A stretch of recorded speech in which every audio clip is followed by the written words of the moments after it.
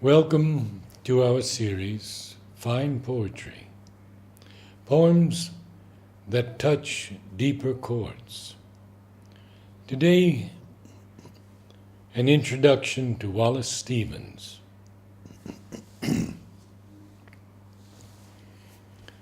Stevens is a rare example of a poet whose main output came at a fairly advanced age.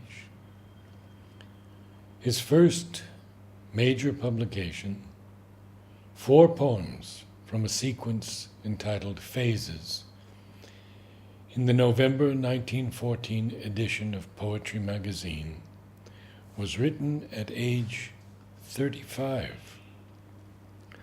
Although as an undergraduate at Harvard, Stevens had written poetry and exchanged sonnets with George Santayana, with whom he was close through much of his life. Many of his canonical works were written well after he turned 50.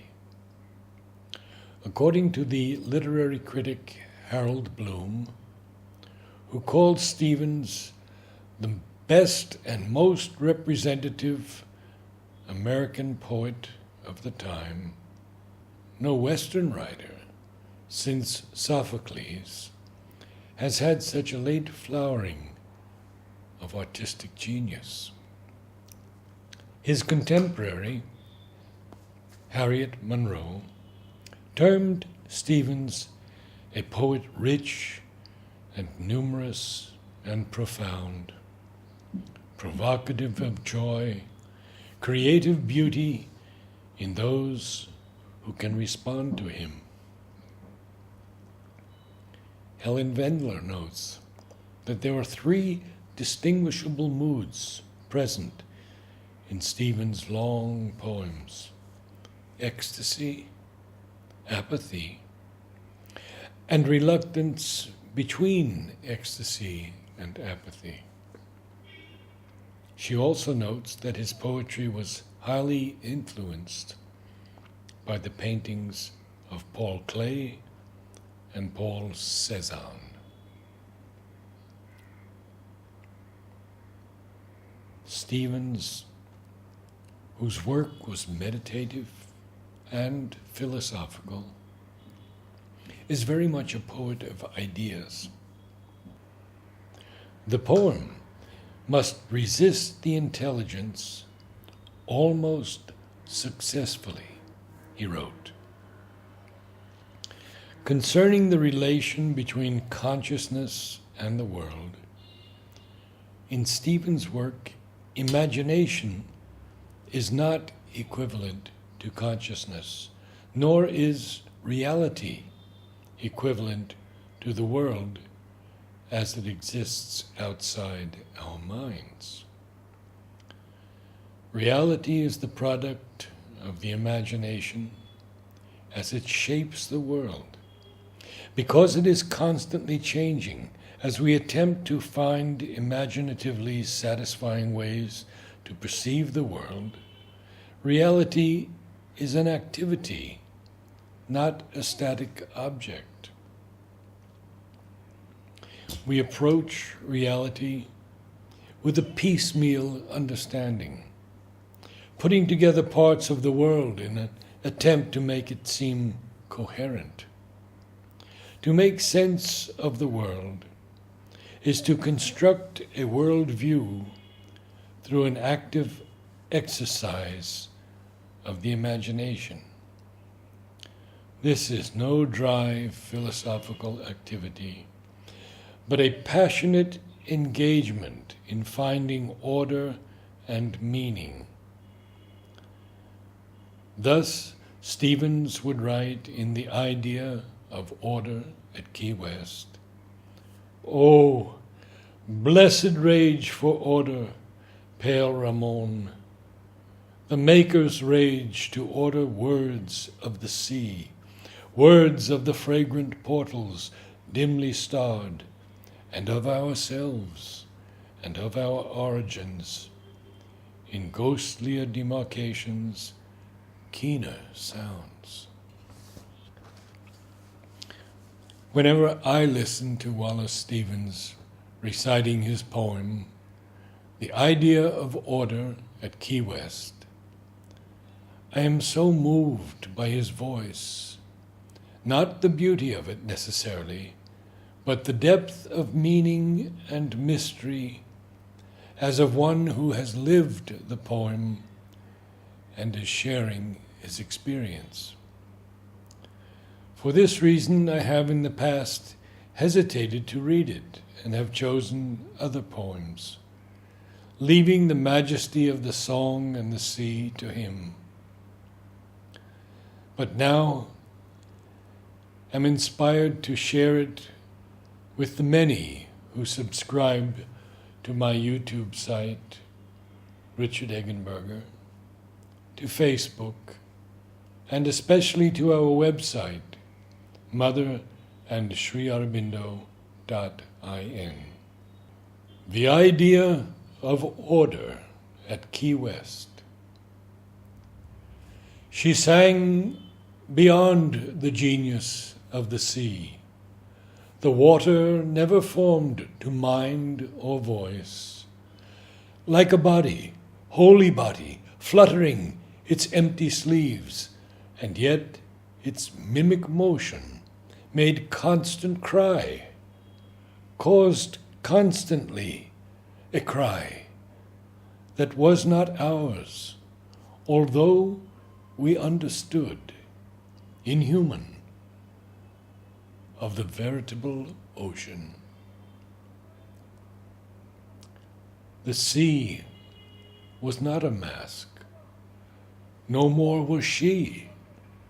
The song and water were not medleyed sound, even if what she sang was what we heard, since what she sang was uttered word by word. It may be that in all her phrases stirred the grinding water and the gasping wind, but it was she and not the sea we heard. For she was the maker of the song she sang. The ever-hooded, tragic-gestured sea was merely a place by which she walked to sing. Whose spirit is this? We said, because we knew it was the spirit that we sought, and knew that we should ask this often as she sang.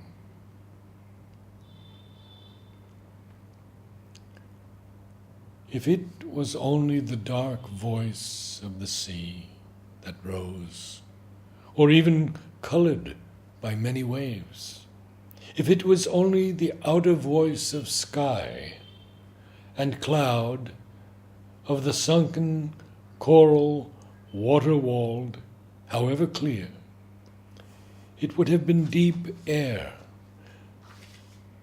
the heaving speech of air, a summer sound, repeated in a summer without end, and sound alone.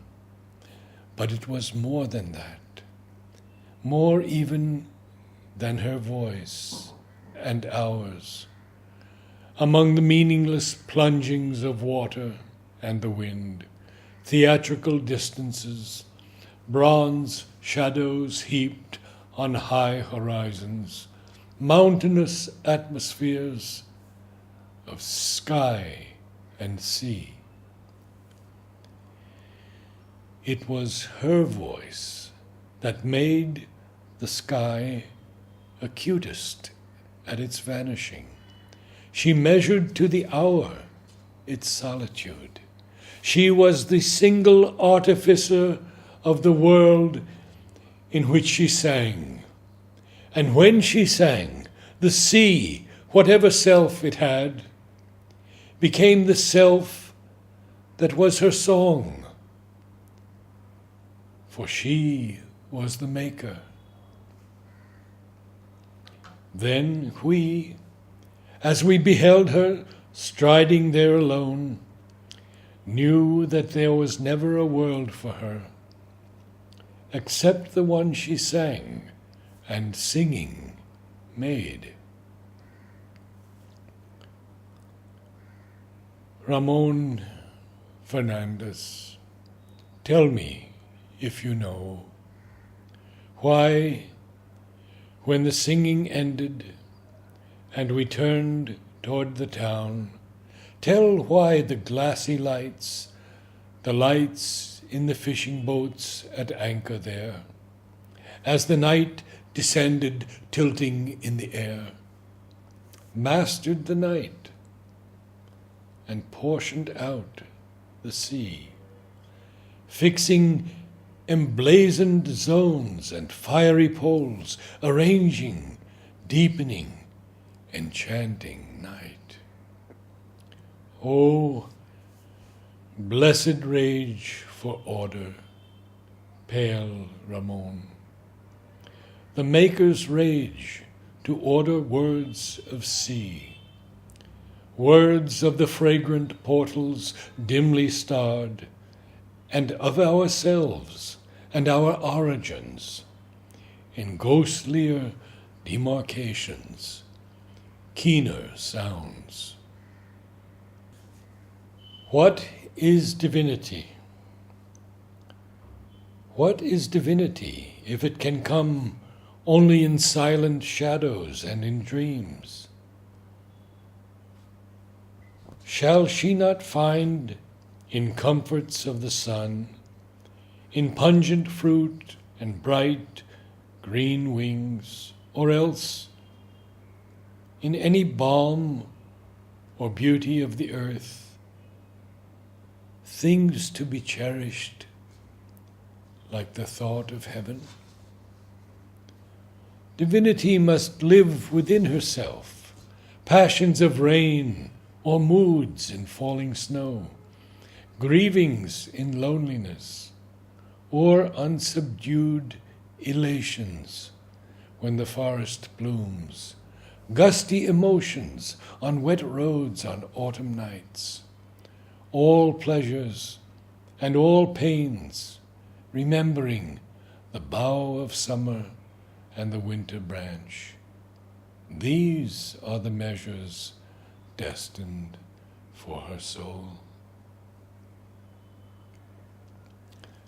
And the last poem, to the one of fictive music.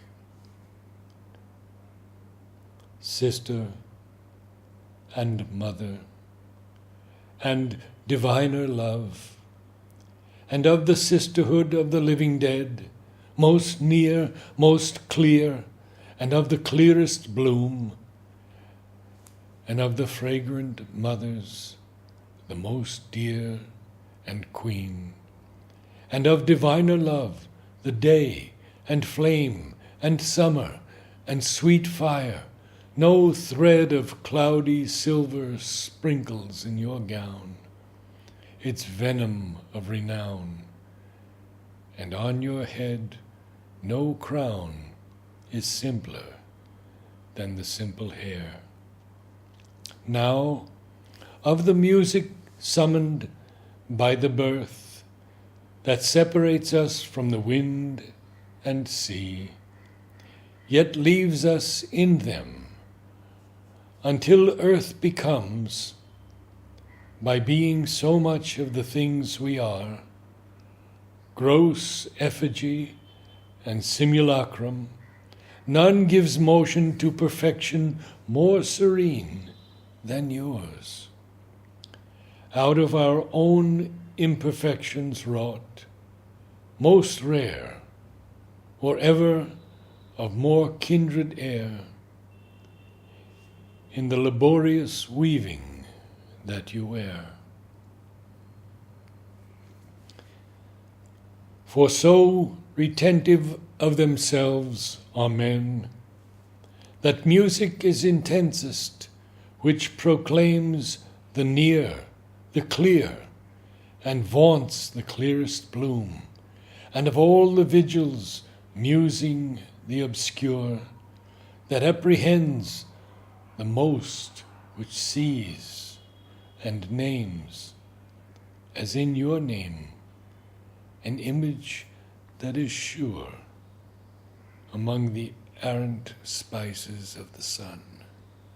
O bough and bush and scented vine, in whom we give ourselves our likest issuance, yet not too like, yet not so like to be too near, too clear, saving a little to endow our feigning with the strange unlike, whence springs the difference that heavenly pity brings. For this, musician, in your girdle fixed, bear other perfumes. On your pale head wear a band entwining, set with fatal stones, unreal, give back to us what once you gave. The imagination that we spurned and crave. Namaste.